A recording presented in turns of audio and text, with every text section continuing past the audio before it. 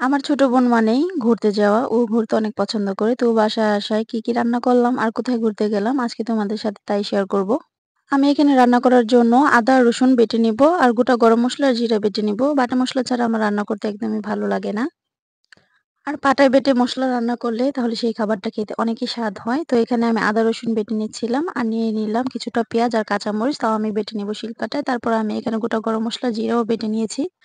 তারপর আমি এখানে রোস্ট বানাবো ব্রয়লার মুরগি দিয়ে। তার জন্য নুন হলুদ দিয়ে ভালোভাবে মাংসটাকে ম্যারিনেট করে নেব। তো ম্যারিনেট করা আমার শেষ হয়ে গেছে। এদিকে আমি কড়াইতে তেল দিয়ে দিলাম। তারপর একে একে মাংসের পিসগুলো দিয়ে ভালোভাবে উল্টে পাল্টে ভেজে নেব। এই পর্যায়ে চুলার আঁচটা কিন্তু বাড়িয়ে দিতে হবে। মিডিয়াম আঁচে থাকলে কিন্তু মাংস থেকে পানি উঠে আসবে। তারপর আমি কিছুটা বেরেস্তা ভেজে নিলাম। বেরেস্তার তেলের মধ্যে আমি পেঁয়াজ কুচি দিয়ে দিলাম। পেঁয়াজ কুচিটা একটু লাল লাল হয়ে আসলে দিয়ে দিব এখানে গোটা তেজপাতা আর গরম মসলা। পেঁয়াজটা যখন হালকা বাদামি রং হয়ে আসবে তখন এর মধ্যে দিয়ে দেব সেই বেটে রাখা পেস্টগুলো। পেঁয়াজ আর মরিচ বাটা, আদা রসুন বাটা, দিয়ে দিব লবণ, তারপর দিয়ে দিব এখানে গরম মসলা বাটা আর জিরা বাটা দিয়ে ভালোভাবে নাড়াচাড়া করে নেব।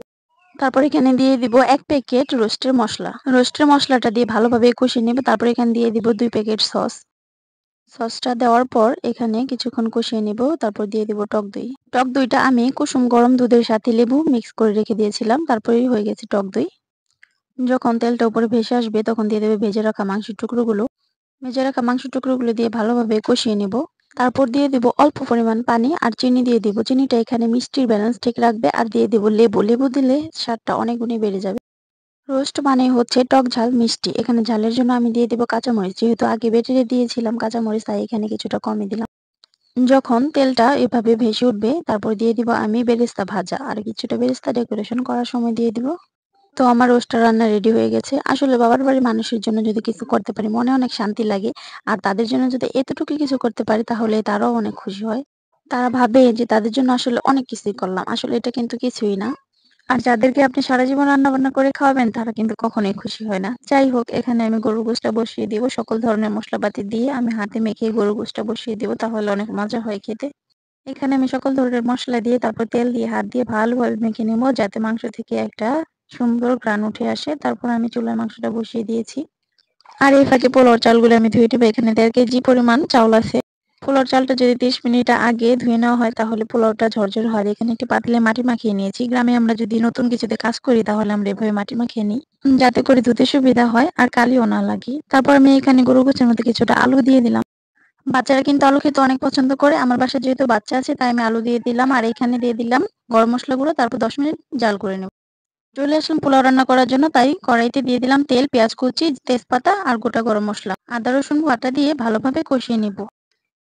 কষানো হয়ে গেলে এখানে পোলাও চাল দিয়ে ভালোভাবে কষিয়ে নিব, ভাজা ভাজা করে নিব। তারপর দিয়ে দিব পরিমাণ মতো পানি। দিয়ে দিয়েছি এখানে গোটা কাঁচামরিচ। আমি চালের উপর থেকে ১.৫ কোপ পানি দিই, তাহলে পোলাওটা পারফেক্ট হয়। এখানে দিয়ে দিলাম পরিমাণ মতো লবণ। তারপর ঢাকনা দিয়ে ঢেকে দিব।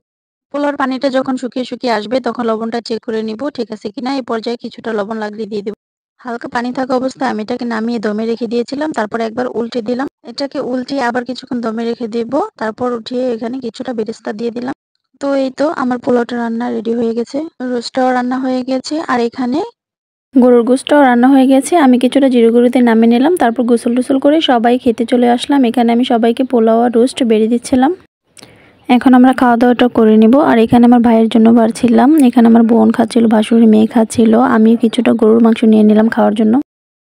তারপর খাওয়া দাওয়া শেষে এই তো আমরা ঘুরতে চলে আসছি। তো এটা ছিল নিমতলা, আমাদের এলাকার মধ্যেই। এখানে একটা পার্ক হয়েছে গ্রিন মডার্ন সিটি। তো এখানে বাচ্চা কাচ্চা নিয়ে ঘুরতে আসলে অনেকে মনটা ভালো লাগে। সুন্দর প্রাকৃতিক পরিবেশ আছে এখানে। এখানে আমার বোন দোলনায় উঠছে। তারপর আমরা সবাই মিলে কিছু ফটোশুট করে নিলাম।